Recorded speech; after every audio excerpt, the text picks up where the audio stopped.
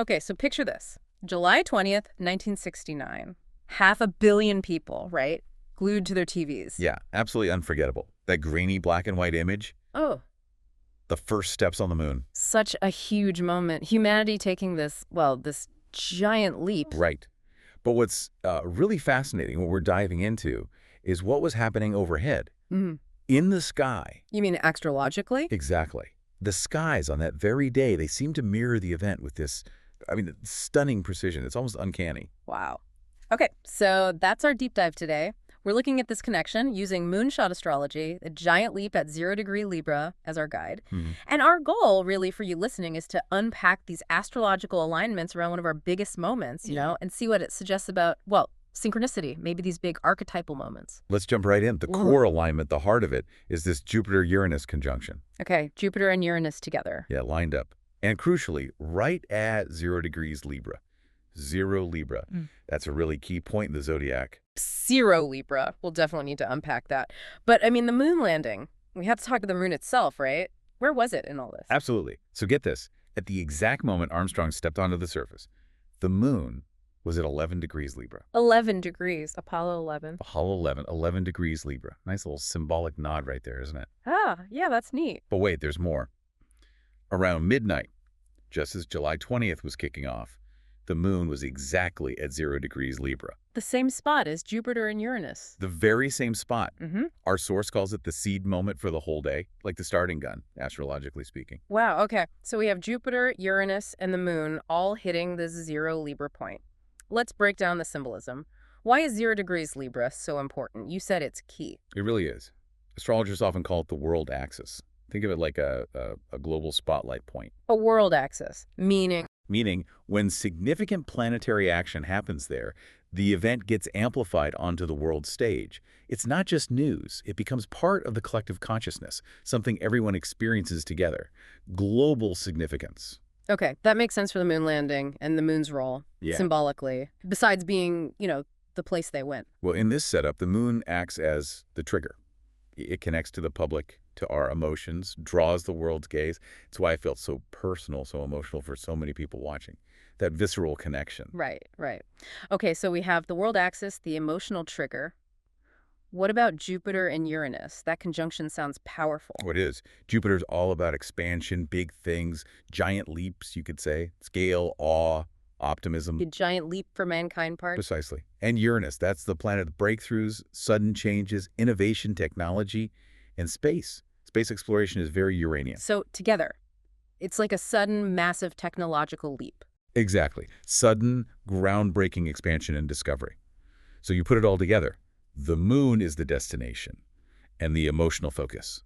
Uranus is the space travel, the technology. Jupiter is the sheer scale, the awe. And it's all happening in Libra. Which represents? Balance, relationships, but also the public stage, the world stage. It frames it as this global human achievement, witnessed by all. Okay, the symbolism lines up incredibly well. But here's the big question, isn't it? NASA, they planned this based on physics, right? Absolutely. Orbital mechanics, launch windows, lighting conditions on the moon for the landing, making sure they could get back safely, pure science and engineering. So they weren't looking at astrology charts when they picked the date? No, there's absolutely zero evidence of that. NASA had very practical, very scientific reasons for that specific timing. But then you look at this alignment, Jupiter, Uranus, the moon, 0 Libra. And it feels too perfect, doesn't it? Almost engineered, cosmically speaking. It pushes you towards thinking about synchronicity. It's like a meaningful coincidence. Yeah. The universe sort of lining up. That's the idea, pure synchronicity. The practical scientific reasons led them to this date, and this date just happened to have this incredibly potent astrological signature that perfectly mirrored the event's meaning. So if it wasn't NASA planning it astrologically, what does a synchronicity like that tell us? Does it mean these huge historical moments kind of attract their own perfect timing? That's one way to look at it, yeah.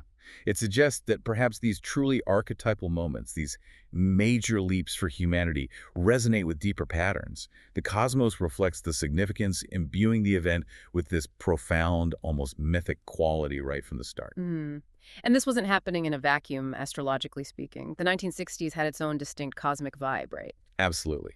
The whole decade was really shaped by a major alignment, the Uranus-Pluto conjunction, mostly happening in Virgo. Uranus and Pluto. Revolution and transformation. Yes, radical change, breaking down old structures, often through meticulous work and technology. That's the Virgo influence. Think about the technological boom, the social upheavals. The space race itself is a perfect example of that Uranus-Pluto energy. And there's something else going on too, wasn't there? Neptune. Right, you had Neptune in Scorpio for much of that time.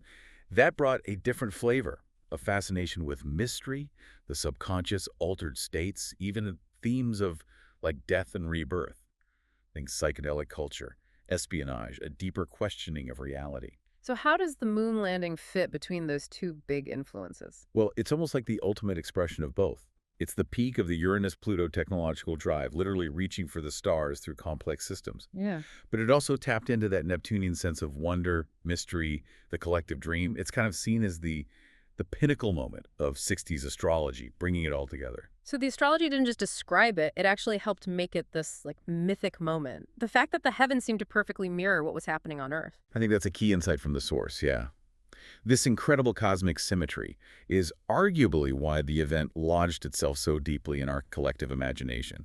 It wasn't just a tech demo, it felt like destiny, written in the stars. The story on the ground and the story in the sky were the same. That resonance is powerful. It really is. It elevates it from just an achievement to something archetypal. And just when you think it can't get more layered, there's apparently another connection, something about the U.S. chart. Yes. This is another fascinating little detail. The widely used birth chart for the United States, the Sibly chart. The country's astrological blueprint, basically. Sort of, yeah. It has its MC, the Midheaven, which represents public image, destiny, highest achievements, the most visible point in the chart, also at 0 degrees Libra. Wait, the U.S. chart's public point is 0 Libra, the same as the moon landing alignment? The very same point. Which makes this incredibly symbolic alignment for a human achievement also resonate specifically and powerfully as a landmark American moment on the world stage.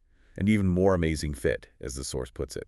Wow. Okay, that adds a whole other dimension, really gets you thinking. Mm-hmm. So, considering all this, the precision, the symbolism, the U.S. chart connection, it leads back to that core question. Do you lean towards NASA somehow, maybe subconsciously picking an auspicious date, or was it just this mind-blowing cosmic synchronicity? It really is the question to ponder, isn't it? Yeah. There's no easy answer. The evidence points to practical planning by NASA, but the astrological picture is just so compellingly perfect, it defies easy explanation. Leaves you wondering. Definitely. And, seeing how this moon landing chart interacts specifically with the details of the U.S. Sibly chart, well, that's a whole other fascinating area we could explore another time. A future deep dive, perhaps?